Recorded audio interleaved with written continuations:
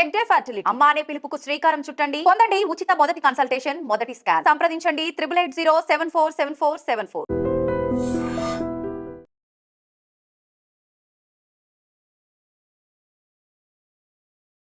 నమస్తే, welcome back to iDream media. నేను మీ Jhansi. Food విషయంలో చాలా రకాల అపోహలు, ఇంకా లెస్ ఇన్ఫర్మేషన్, హాఫ్ నాలెడ్జ్తో చాలా ప్రయోగాలు అయితే మన బాడీ మీద చేస్తూ ఉంటాం. రోజుకు ఒకసారి తినాలా, 2 సార్లు తినాలా, ఆకలి వేసినప్పుడు తినాలా, ఆకలి వేసినప్పుడు మాత్రమే తినాలా, ఇవి కొన్ని డౌట్స్. లైక్ ఫైబర్ కంటెంట్ ఉన్న ముడి బియ్యం తినాలా, లేకపోతే సింగిల్ పాలిష్డ్ తినాలా, లేకపోతే అసలు రైస్నే అవాయిడ్ చేయాలా, గోధుమలు తినాలా, లైక్ చపాతీలు తినాలా అని చెప్పి మనం తినే ఇంత ఫుడ్కి ఇన్ని ఇన్ఫర్మేషన్స్ మనం గ్యాదర్ చేసుకుంటూ ఉంటాం. ఎండ్ ఆఫ్ ద డే ఏమీ పాటించాం, అది వేరే విషయం అనుకోండి. And end of the day మన డే బిర్యానీ దగ్గర లేకపోతే ఏదో ఫాస్ట్ ఫుడ్ దగ్గర ఆగిపోతుంది. మరి కరెక్ట్గా ఈవెన్ సినిమా హీరోలు, హీరోయిన్లు కూడా ఈ ఫుడ్ని ట్రై చేస్తారంట లో గ్లైసమిక్ ఇండెక్స్ రావడం కోసం. మరి అసలు అదేంటి, ఆ ఫుడ్ ఏంటి? అండ్ వేలు ఖర్చు పెట్టి తినే ఈ క్వినోవా కన్నా కూడా ఎన్నో ఆరోగ్య ప్రయోజనాలు ఉంటాయట. మరి అసలు ఆ ఫుడ్ ఏంటి, అమృత ఆహారం ఏంటో ఇప్పుడు తెలుసుకుందాం. ప్రస్తుతం మనతో ఆయుర్వేదిక్ ఫిజిషియన్ లక్ష్మి గారు ఉన్నారు. నమస్కారం అండి. నమస్తే అమ్మ. ఒక డౌట్ కాదు మేడం, మేము చేసే డైట్కి మాకు చాలా డౌట్స్ వస్తూ ఉంటాయి. సో వాట్ ఈస్ దిస్, మీరు ఈరోజు ఇంట్రడ్యూస్ చేసింది ఏంటి, దానివల్ల ఎలాంటి హెల్త్ బెనిఫిట్స్ ఉంటాయి? ఇవాళ మనం చూసేది ఇది అన్నంలాగే ఉంటుంది, తింటే కూడా మీకు టేస్ట్ అస్సలు డిఫరెన్స్ తెలియదు. గోధుమలు తెచ్చారా కొంపదీసి, గోధుమలు బాయిల్ చేసేసి? కాదు, ఇది బార్లీ రైస్.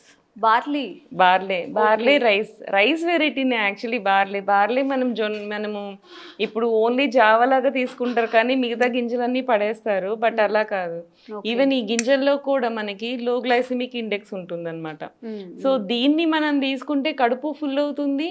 ఈవెన్ కొంతమందికి వేడి చేసే తత్వం ఉంటుంది కదా, సో అలాంటి వాళ్ళకి ఇది చాలా మంచిది. రాగులు తింటే వేడి చేస్తుంది అని చెప్పి రాగు జావ క్విట్ చేసే వాళ్ళందరూ మనకి వెయిట్ రెడ్యూస్ అవ్వాలి, వేడి చేయకూడదు అనుకున్నప్పుడు సెకండ్ ఆప్షన్ ఏంటి అని చూసుకున్నప్పుడు ఇది is the best option. Barley best option. బాడీని చలువ చేయాలి అంటే బార్లీ తీసుకోవాలని. ఇంతకు ముందు పాతకాలంలో యూరిన్ ప్రాబ్లమ్స్ ఉన్నా, మంట వచ్చినా ఫస్ట్ మనకు చెప్పేది ఏంటి, బార్లీ నీళ్ళు తాగు, బార్లీ గంజి తీసుకో అని అంటారు కదా. సేమ్ అలాగే వాళ్ళకి ఏంటంటే ఇన్స్టెంట్ ఎనర్జీ కావాలి వాళ్ళకి. సో ఫీవర్స్ ఉంటాయి, నీరసం వచ్చేస్తుంది, వాళ్ళు ఏం తీసుకోలేరు కాబట్టి గంజి వాచినప్పుడు దాంట్లో గంజిలోనే ఎక్కువ మనకి ఏమంటారు, మనకి కావాల్సిన సింపుల్గా కార్బోహైడ్రేట్స్ ఎక్కువ వచ్చేస్తాయి మన గంజిలో. సో అక్కడ సగం గ్లైసెమిక్ మనకి కావాల్సిన కార్బోహైడ్రేట్ ఇంగ్రీడియంట్స్ అన్ని అందులోకి వచ్చేస్తాయి. సో మిగిలింది ఏదైతే ఉందో ఇది యవ్వన్నం అనమాట. సో దీనివల్ల ఏంటంటే కడుపు ఫుల్ అవుతుంది, వెయిట్ కి ప్రాబ్లం ఉండదు, చలువ చేస్తుంది.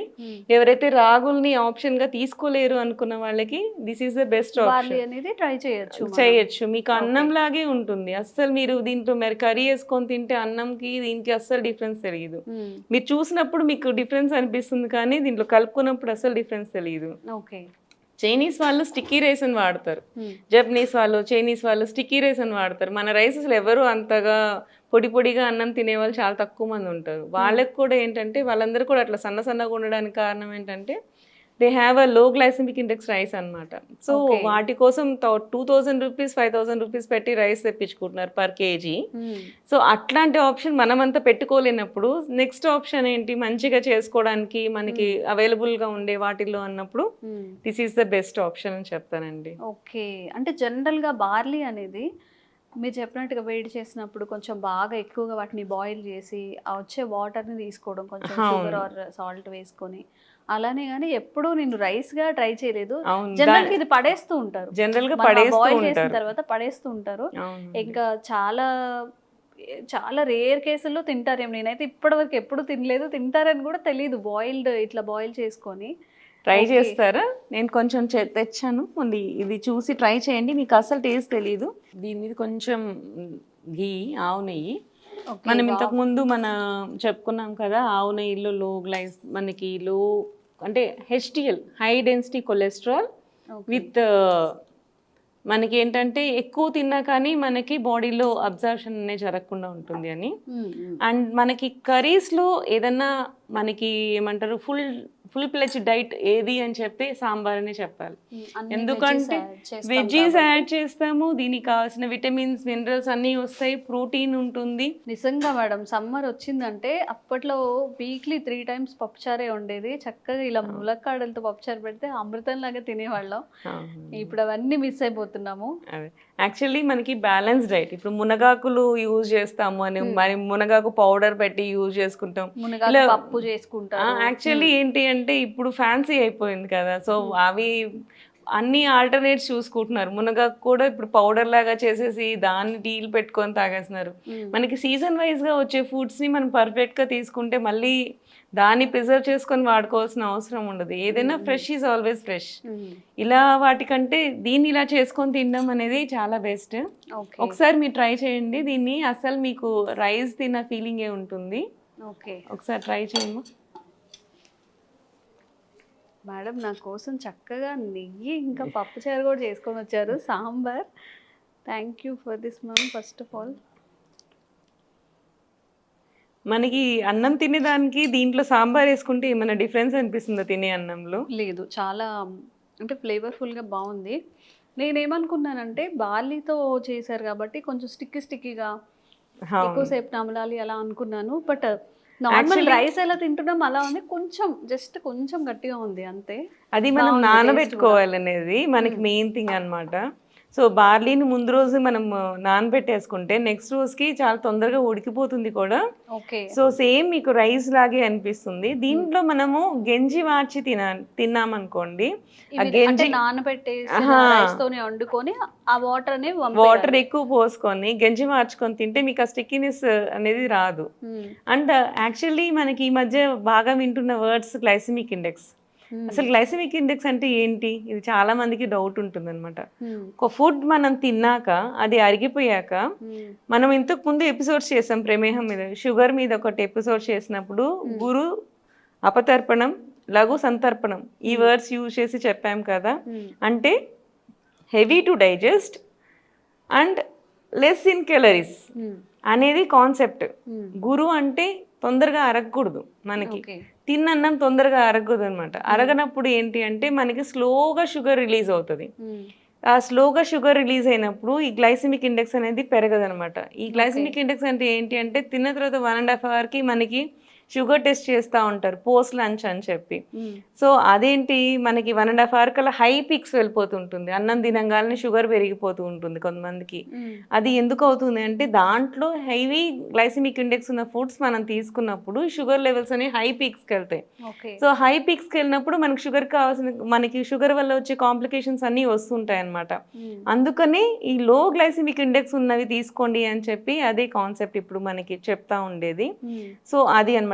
మనకి ఎంత రోజు మొత్తానికి కావాల్సిన క్యాలరీస్ ఎంత ఉన్నాయో అంతవరకు ఇస్తూ, బట్ స్లోగా నీకు షుగర్ని బాడీలోకి రిలీజ్ చేసేలాగా ఉండే ప్రోడక్ట్స్ కానీ మనం తీసుకుంటే సో మనకి డే టు డే మనకి ఆకలి అనేది తగ్గుతుంది. సో ఇది కడుపు నిండినట్లు చేస్తుంది, యాక్చువల్లీ ఫుల్ అయిపోతుంది. షుగర్ పేషెంట్స్ కూడా తినొచ్చు అంటే పాపం చక్కగా హ్యాపీగా తినచ్చండి. ఇది షుగర్ పేషెంట్స్ కోసమే యవాన్నం అంటారు మనకి.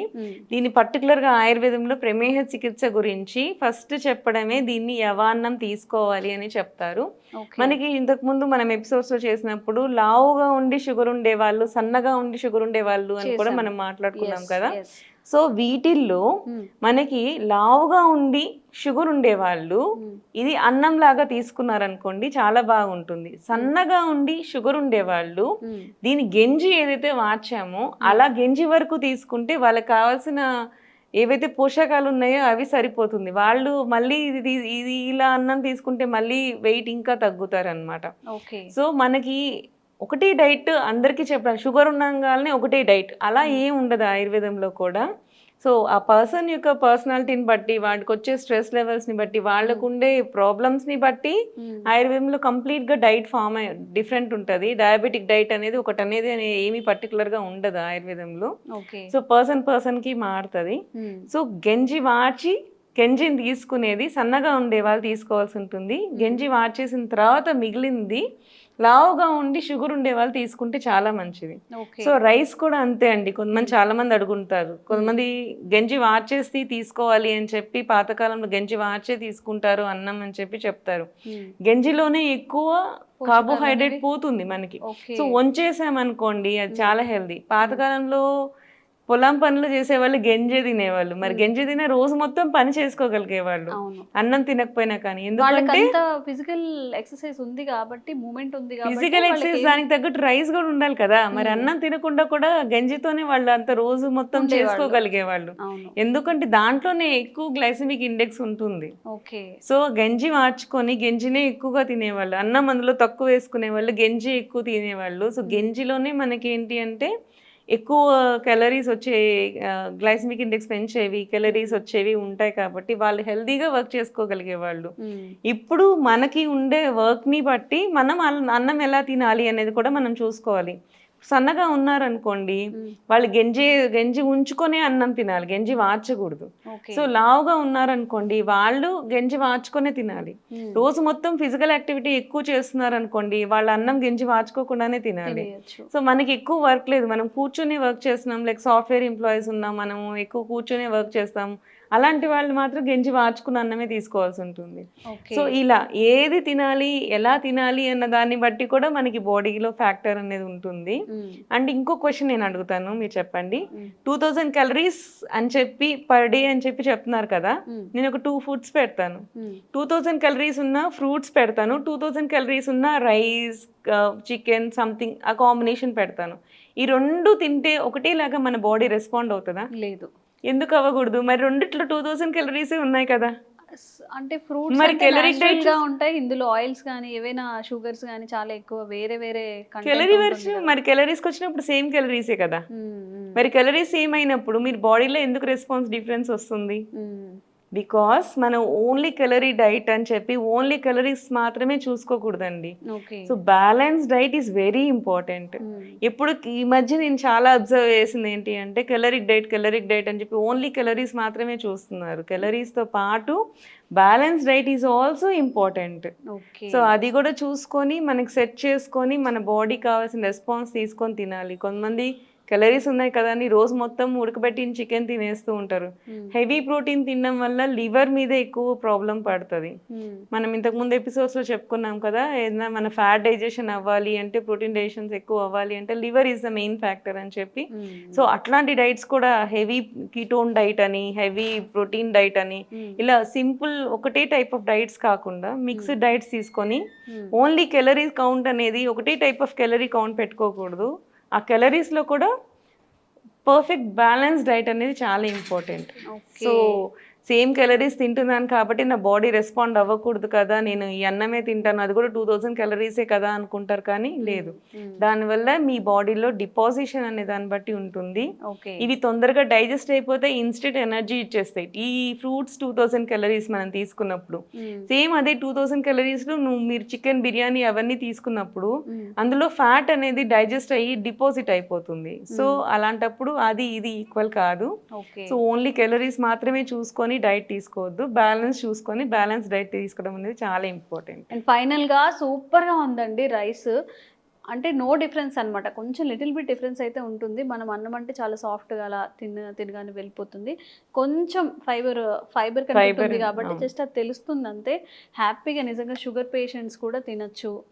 షుగర్ గ్లూకోజ్ కూడా తక్కువగా చాలా స్లోగా రిలీజ్ అవుతుందంటే ఒక అమృత ఆహారం అని చెప్పొచ్చు. వాళ్ళకి కూడా చాలా మంది కడుపు మార్చుకుంటూ ఉంటారు రైస్ తింటే, షుగర్ పెరుగుతుందని. వాళ్ళకి ఇది ఒక బెస్ట్ ఆప్షన్. ట్రై చేసి చూడండి. ఏదైనా మనం ఇన్ని రోజులు అన్నం తిన్నాం కాబట్టి ఒక్కసారిగా మారలేకపోవచ్చు, అట్లీస్ట్ వీక్లో 1 రోజు 2 రోజులు అలా అలాగే తీసుకోవాలి అండి. మనం డైట్ చూసినప్పుడు కంప్లీట్ గా ఒకేసారి డైట్ చేంజ్ అనేది చేయకూడదు. స్లోగానే ఒకటి ఇంట్రడ్యూస్ చేసుకుంటూ పోవాలి. మన పాతకాలంలో కూడా జొన్నలు సజ్జలు నైటే తినేవాళ్ళు, మార్నింగ్ అన్నమే తినేవాళ్ళు. ఎందుకంటే నైట్ మనం తిని పడుకుంటాం కాబట్టి అప్పుడు లో క్యాలరీ డైట్ కావాలి కాబట్టి అప్పుడు జొన్న రొట్టెలు కానీ ఏమైనా రాత్రిపూట ఎక్కువ చేసుకునేవాళ్ళు, ఓకే. మధ్యాహ్నం అన్నమే తినేవాళ్ళు. మన రోజు మొత్తం డే టు డే యాక్టివిటీకి మనకి ఈజీగా ఎనర్జీ వచ్చేవే కావాలి కాబట్టి. సో వాళ్ళకి తెలియకుండానే ప్లాన్డ్ డైట్ వచ్చేసింది. మనకి ఇప్పుడు అవి తెలియకుండా మనము రైస్ అనేది అవాయిడ్ చూసుకుంటూ ఉంటుంటున్నాం కదా. సో కంప్లీట్ అవాయిడ్ కూడా నేను చెప్పను. సో నైట్ ఆప్షన్స్ చూసుకున్నప్పుడు ఇలాంటి ఆప్షన్స్ చూసుకోవడం బెటర్. అన్నం కాకుండా చపాతీ తింటే కూడా మోషన్స్ అవుతాయి, అదే మోషన్ అవ్వదు, నాకు వేడి చేస్తుంది చపాతీతో, అలాంటి వాళ్ళకి ఇది బెస్ట్ ఆప్షన్ అన్నమాట. ఓకే, థ్యాంక్ యూ అండి. ఇంకొన్ని వీడియోస్తో ఇంకొంచెం ఇన్ఫర్మేషన్ కూడా అందించే ప్రయత్నం అయితే చేద్దాం. Thank you so much. నమస్తే.